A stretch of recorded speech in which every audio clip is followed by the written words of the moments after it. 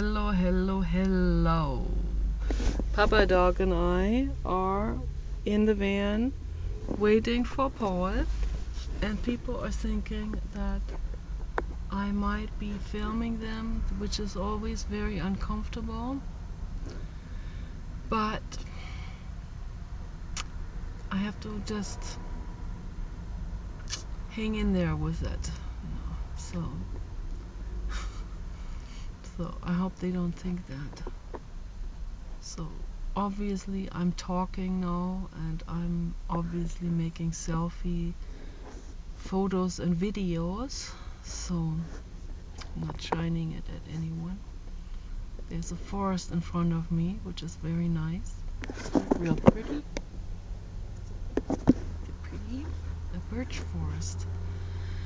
And it's very nice the way they landscaped this. There was already forest here. So, but anyway, Paul is getting his meds, which is bad. But there's one good thing: he's also getting vitamin D. It's very good. Vitamin D is good. The pharma meds, no, it's not good. So, but anyway, I wanted to talk a little bit about people I have observed on the internet, and in particular for the last couple of days, maybe week. And today I was in a chat earlier today, this morning, because this one girl had a live chat. She makes videos for women, to empower women, a woman from Sweden, and she's awesome and I love her. Her name is Anna, and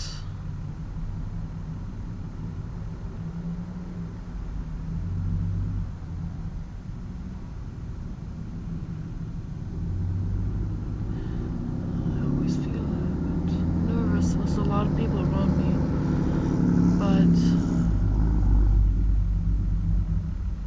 anyway, I was observing people, the way they were talking to her, and they were talking among each other, and I see this and hear this term, leveling up. Like, wait a minute here, wait a minute, cool it way down. Leveling up, I mean, there's so much wrong with that terminology. I don't even know where to get started with it. And I told people, first of all, we're all equally precious, There's no need to level up to anything or anyone. Everyone is equally precious.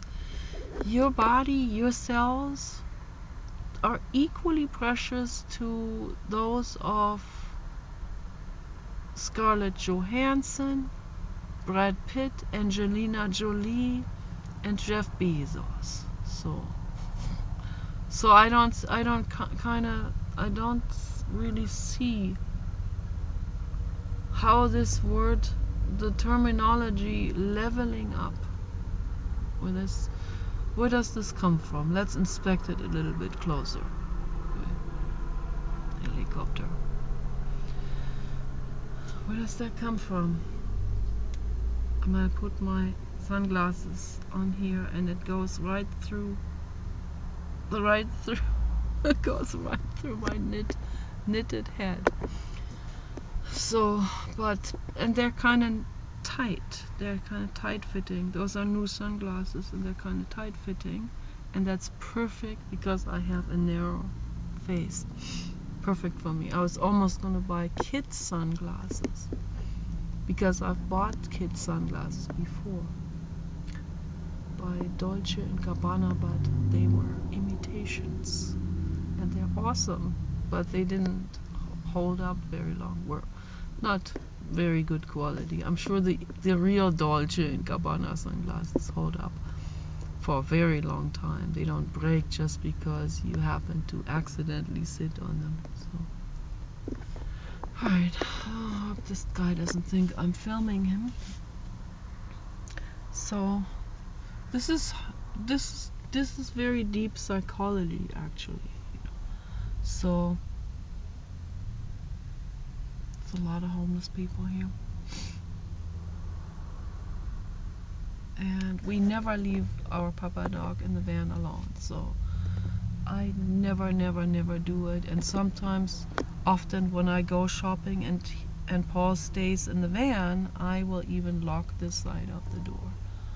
So, because I'm just hyper vigilant and nervous and all of this.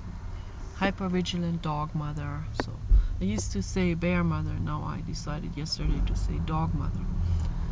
Dog mother is the ultimate mother form, okay, because dog mothers are the ultimate protectors of their babies and their friends, and they will never chase anyone away at any age, and they will stay with their friends forever, and they will give their lives to protect them.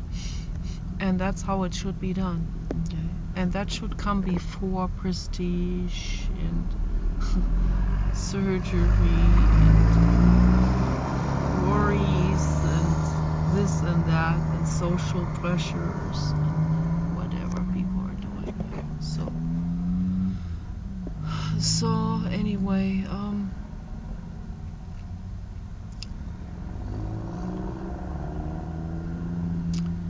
leveling up, is that terminology has got to go into the recycling bin. So that's just due to be completely reformed and recycled and dismembered and completely reused for something else. So it's just totally useless, that terminology, leveling up. We're already all on one level. There's no need to level up or down or sideways. Okay, so this is completely wrong and obsolete and redundant and unnecessary. Okay, so please get rid of it. There's no such thing. Okay, you are all equally precious. Nobody is above the other. Okay, what they're talking about is to help people create a better taste, and if they want to live the finer life, if they want to live on the fine side of life. So that is our choice, of course, that we make those choices. That's the law of attraction, of course. If you come from humble backgrounds, living, I don't know, with a blue-collar family, and they are working overtime and making very little money and just working, and they don't even get the chance to get educated very well. They never even had very good education. And that's something that I always want to bring up and talk about in my videos, and that is education. And it's usually not even people's faults, so they come into a specific situation in their lives. They're born into a specific family, into a specific society or country, or into a social normation with religious oppression and whatnot, all kinds of different kind of social oppressions and social dictations and social and group thinking type of group warnings and group fears and group stigmata that is all imposed on a child, which is really horrible. So it's not our fault where we come into existence. So it's really tragic, that it's a tragedy that there are so many societies in the world that offer very poor education, and that implies, with this poor education, that's a very broad terminology, that implies that these people don't have culture of any sort. They don't have cosmopolitanism. They don't have the cosmopolitan culture. They don't have, and by cosmopolitan culture I mean to be able to get an insight and oversight and overlook over all societies, to see how any society lives, how this society lives, that society, this religion, that religion, why they live like this, where they're coming from in history, the historical markers and points in time, and why this escalated like this, like have history, psychology, metaphysics, culture. That's cosmopolitanism, to have an overlook over all of these different societies, and then be able to, to choose. Then you have, and then it's not really a choice almost anyway. That's what Jiddu Krishnamurti always talking about. Once you see here is danger and here is thriving, it isn't a choice. You take, of course you choose thriving, but it's not really a choice. This is where the gravity goes to, towards thriving, towards health, of course. But in many societies that has become twisted. That has, in some societies, has been twisted all the way around, all the way backwards. And religion has played a huge part in this, and that's why religion is so adverse for people. So we have to question all of this, really, really, really question all of this. So, and so for example, the Eastern Bloc Europeans, or going into Asia, Mongolia, and so on, they are very, very intelligent. They have very high IQs. Is it genetic? Yeah, it is genetic, and it also has to do with, they also make better choices, and they're more cautious and all of this. And the reason why is because they had outlawed religion for a long time. So now it's, all of this has come to a stop, because the old regime has been brought down. And the old regime wasn't functioning very well either. But there's one thing I need to say about communism, is that it gave everyone health care. It didn't leave any child behind, and I mean literally. After the walls came down, now there are teenage kids in the cold regions out there, Russia, Ukraine and stuff, in the cities, little kids 10, 11, 12 years old that are addicted to glues. They sniff glues, and they're put into prostitution. They prostitute themselves. They do all kinds of things to just get drugs, because they completely fell through this, not just through the grid, but there is no more grid. There is no more network of social support and buffer, because that has fallen with the Soviet Union. That healthcare protective grid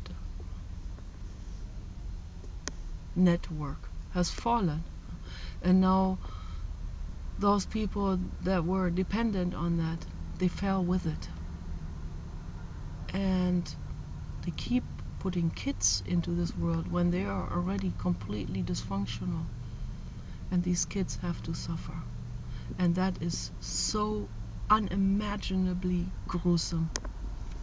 This is so infinitely irresponsible and horrific, and the social network is not there anymore. So right there's a problem. Okay, it's a huge problem.